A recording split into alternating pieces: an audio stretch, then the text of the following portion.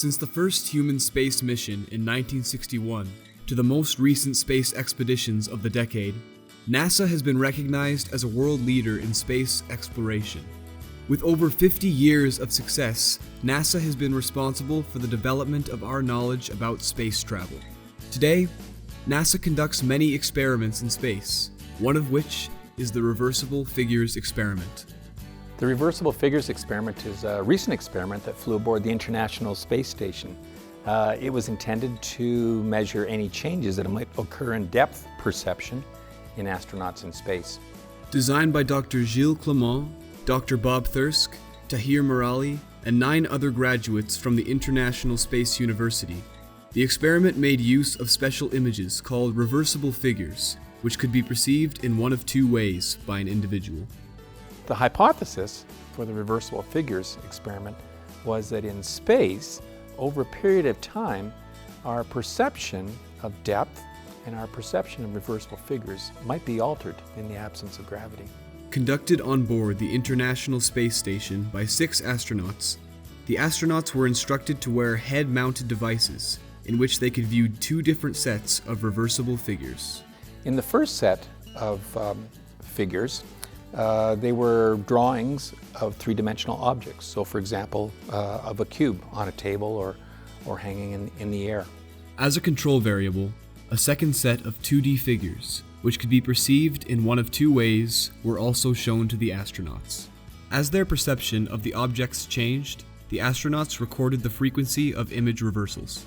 The astronauts performed the experiment several times, 3 times before flight, 4 times during flight over a 5 to 6 month expedition in space, and then 3 times after flight as well.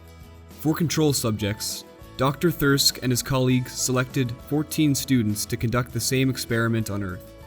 These results were great comparisons to the data collected by the astronauts in space. There are multiple phases to the Reversible Figures experiment, and these are similar to phases of other experiments that are put onto the space station. There is the development and creation phase, which is where we design the experiment and understand what it is that we want to find out, determine our hypothesis. Then there is the physical design of the software, once we've decided what we want to use. The results of our experiment showed us that, as we expected, on Earth, both the astronauts and the control subjects tended to see each of the reversible figures predominantly in one way or one view. For example, when subjects looked at the Necker's cube on Earth, they predominantly saw it sitting on the ground 70% of the time. For the other 30% of the time, they saw the cube in its other view as hanging in the air. What was surprising was that in space, they began to see the 2 views from each of the reversible figures about equally, 50-50 or so. Due to the absence of gravity, our perception of orientation is dramatically minimized. This affects our ability to perceive depth and distance due to the absence of a gravitational field.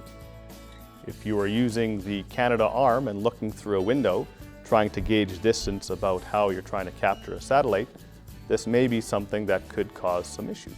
It's critical that we have a good 3D impression of where that arm is in space. We don't want to move the Canadarm2 if it's close to space station structure for fear of damaging the arm or damaging part of the space station structure.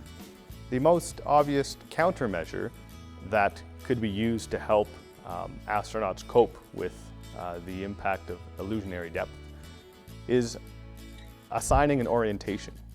To achieve this, scientists use certain colors inside the space station to help the body understand what is up or down. For example, you could use blue to indicate sky and brown to indicate soil, which would inherently understand to the body that, hey, one is up and one is down. The Reversible Figures experiment took approximately 5 years, from the design of the experiment to the publication of the results. We were very fortunate that nothing major went wrong with the Reversible Figures experiment. This is really important, that an experiment for space is well planned, that the hardware is robust and well designed. Because often in space, a scientist will only have one chance to perform their experiment. But Reversible Figures was well designed, it was well planned the hardware was good, and we had complete success.